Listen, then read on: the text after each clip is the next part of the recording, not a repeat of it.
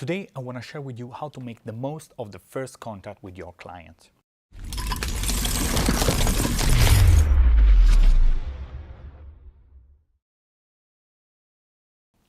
If you are in an XR business, it might have happened already, might be very familiar, that your client, your prospect doesn't have a clear idea of what he would like to get. For this reason, it's extremely important that you go to a very solid qualifying steps. What does that mean? It means that you ask the right questions that are going to help you build a story, a service, and ultimately a proposal that gets more deals. Why is that advantageous? Well, miscommunication and unaligned expectation will bring to a lot of delays and back and forth, and ultimately in dissatisfaction from both you and your site, spending extra resources that you don't have, you're struggling with, and at the same time just heading the deal going in the wrong direction. So the qualifying step is very important because it's going to help you to build an effective proposal. It's going to allow you to scope the project more effectively and then sound as an expert. So not like someone that is trying to pitch and sell their services, but rather trying to find a solution that works for both. I wrote a list of 30 questions that you can use during the qualifying step that you can find in the link down below. But let's be honest, a client is not going to sit there and get bombarded with questions or be interrogated. That's not what people like. They want to have a conversation, and you want to position yourself as an authority. How do you do it? So I'm going to give you three tips that you can use to achieve that. The first one is state your intent in advance. So when is the first contact with your client, just clearly state that you would like to understand more, and you're going to ask questions that you that are going to be useful to understand what they need and to see if it's a good match. Or something like this, for example. Hi, John. So do you mind if I ask you just a few questions so that I get a better understanding of what's your expectation and expertise with this kind of project, so that we see if we can solve the problem that you have? Is that okay with you?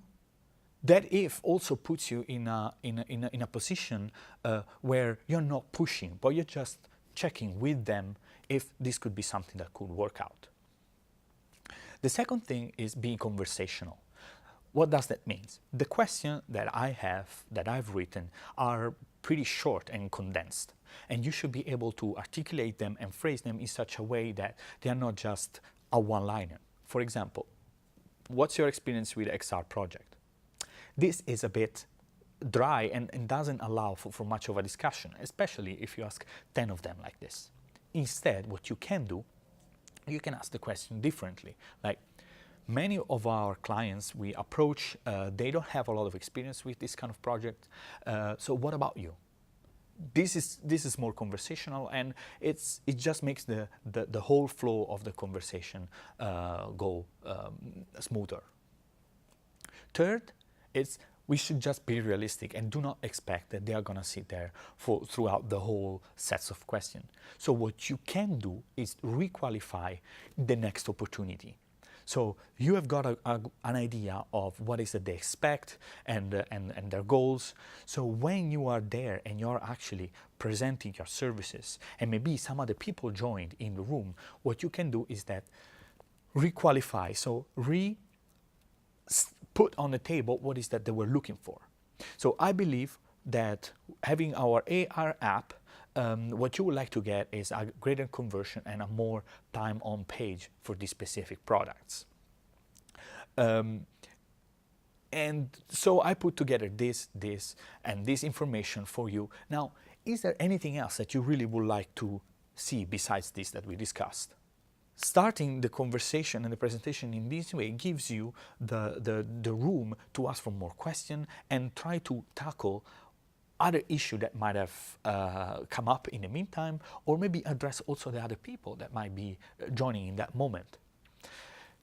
Based on the input, what you can then do is wing it. And I know that this is risky, but if there is some inputs that you feel coming up during the conversation that are extremely important, you can basically embed them in your presentation to address those concerns.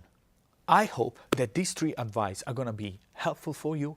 You can get the 30 questions in the link down below, and if you need help for your next sales conversation, please just do not hesitate to get in touch. Have a great day.